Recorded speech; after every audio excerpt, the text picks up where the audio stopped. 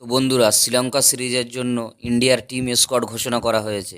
যদি স্কোয়াডের দিকে দেখেন তাহলে দেখবেন কিছু নতুন প্লেয়ারের জায়গা হয়েছে এই সিরিজে। যেমন হর্ষিত রানা এবছর আইপিএলে দারুণ পারফরমেন্স করেছিল কেকেআরের হয়ে, তার জায়গা হয়েছে ওডিআই স্কোয়াডে।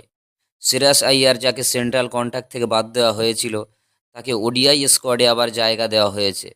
এবং রিয়ান পারাককে টি-20 এবং ওডিআই স্কোয়াডে রাখা হয়েছে। চলুন দেখে নিই কোন কোন প্লেয়ার কোন কোন স্কোয়াডে আছে। টি-20 ক্যাপ্টেন হলেন সূর্যা কুমার যাদব। অনেকেই ভেবেছিলেন যে রোহিত শর্মা টি-20 ফরম্যাট থেকে অবসর নেওয়ার পর হার্দিক পান্ডিয়া টি-20 ফরম্যাটের ক্যাপ্টেন হবে, কিন্তু না, টি-20 ফরম্যাটের ক্যাপ্টেন হলেন সূর্যা কুমার যাদব। ভাইস ক্যাপ্টেন হলেন শুভমান গিল, যশস্বী জয়সওয়াল, রিঙ্কু সিং, রিয়ান পারাগ, ঋষভ পান্ত, সঞ্জু স্যামসন, হার্দিক পান্ডিয়া, শিবম দুবে, অক্ষর প্যাটেল, ওয়াশিংটন সুন্দর, রবি বিষ্ণুই, আশদীপ সিং, খলিল আহমেদ, মোহাম্মদ সিরাজ।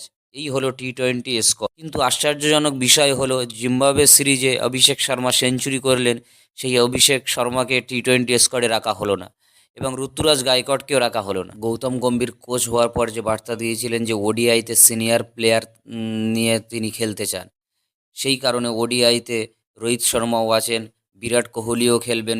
অনেকেই বলছেন যে বিরাট কোহলি হয়তো নাও খেলতে পারে এই সিরিজ, কিন্তু না, বিরাট কোহলিও ওডিআই খেলবেন, কারণ বিরাট কোহলি টি-20 থেকে অবসর নিয়েছেন, টি-20 তো খেলবেনই না, ওডিআইতে তিনি অবশ্যই খেলবেন।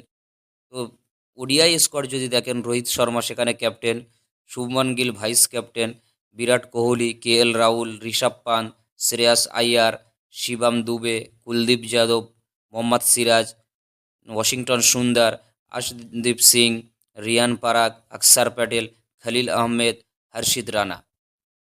একটা জিনিস খুব আশ্চর্যজনক বিষয় হলো যে রিয়ান পারাগ দুই ফরম্যাটেই খেলছে, কিন্তু রিঙ্কু সিং তাকে শুধু টি-20 স্কোয়াডে রাখা হলো, এবং সঞ্জু স্যামসন যে ওডিআই স্কোয়াডে তাকে রাখা হলো না।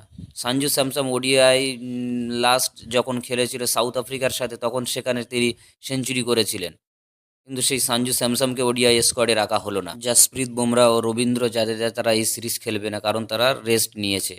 সব মিলিয়ে এই হলো টি-20 এবং ওডিআই স্কোয়াড। আপনারা অবশ্যই কমেন্ট করে জানাবেন যে ভারতের এই সিরিজের স্কোয়াড যে ঘোষণা করা হয়েছে, তাহলে কোন প্লেয়ার থাকলে ভালো হতো, বা কোন প্লেয়ারকে বেশি সুযোগ দেওয়া হয়েছে। যেমন শুভমান গিল, ওডিআইতে তাকে ভাইস ক্যাপ্টেন করা হয়েছে এবং টি-20তেও ভাইস ক্যাপ্টেন। দেখুন, টি-20তে শুভমান গিল ভাইস ক্যাপ্টেন, এটা একটু যেন আশ্চর্যজনক বিষয়। ওডিআইতে ঠিক আছে অবশ্যই, কেন ওডিআইতে তার পারফরমেন্স খুবই ভালো, খুবই ভালো, কিন্তু টি-20তে তারকে ভাইস ক্যাপ্টেন রাখা, এটা যেন একটু কেমন হলো। অবশ্যই কমেন্ট করে জানাবেন যে শুভমান গিলকে দুই ফরম্যাটে ভাইস ক্যাপ্টেন রাখাটা কি উচিত হয়েছে কি।